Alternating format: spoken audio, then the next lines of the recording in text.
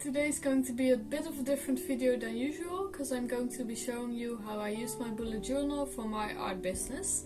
If you don't know who I am, I'm Robin. I run Honeysuckle, which is an online shop that sells crochet plushies, prints, book sleeves, stuff like that. And I'm also going to do some markets very soon. I have used my bullet journal for my planning for about 5 years now, I think. So I thought I would give you some insights in my journey using my bullet journal and just how I use it in general. Yeah, I hope you enjoy, and let's go to voiceover me. Hey there, let's start with just my weekly planner. Here I put my to-do list and some other sections that I will talk about in a bit. With normal planners, I usually have the problem that they just don't have a lot of space, and I like to put a lot of small things on my to-do list, which just doesn't work with a normal planner. So I make sure to have like a lot of space to put things down. I usually use 4 pages for 1 week, which is quite a lot, but I really enjoy it.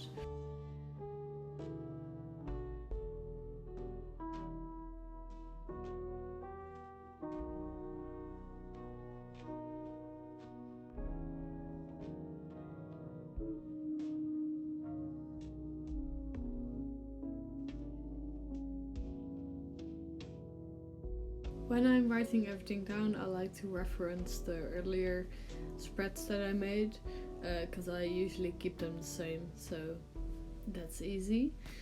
So let's fill in the little sections I have everywhere.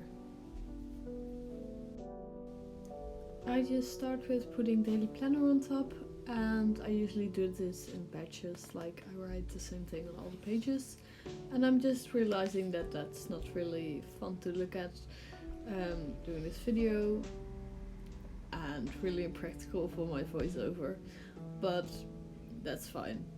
So I also like to have a weekly reflection page and goals for next week page, so I can just look back at what went well and what didn't go so well or what didn't work for me, and see how I can do that better the next week. Then the first section that I have every day is daily affirmation. It just helps me with getting into a more positive mindset in the morning when I have to think of something that's just good, that's gonna happen today, that I want my mindset to be. Then the next one is priorities. I usually have a lot of things on my to-do list, and I need to have some priorities.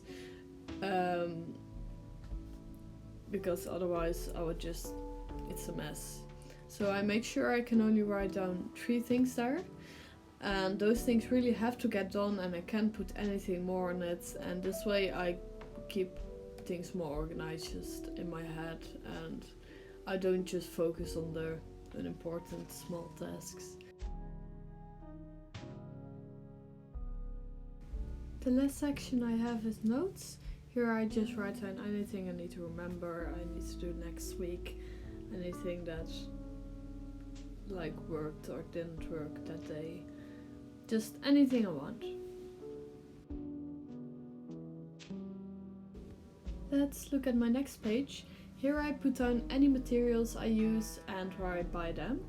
Of course I have the invoices and the emails and stuff, but I like to have it just in one place to keep it organized, and this way I don't have to search everywhere to find a supplier when I need something.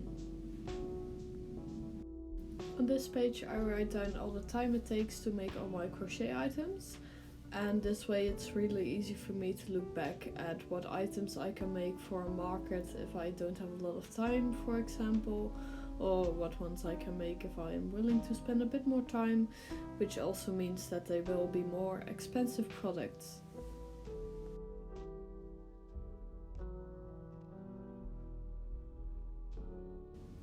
On this page on the left you see a weekly overview. I tried this once and it didn't really work for me, so I'm not using that anymore and I won't be talking about it. But on the right is just a random page about a first shop update. I really like to make just random lists here. It's easy. I can always find them there in one place. For the example, this one is just planning my first shop update and things I need to do and what I want to do in the future. So this way it's just really easy for me.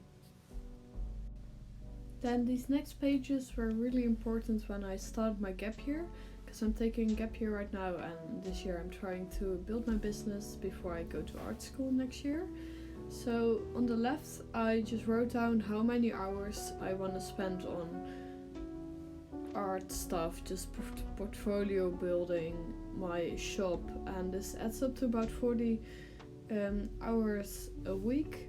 It also has my other job that I have in it, and I kind of made a default schedule.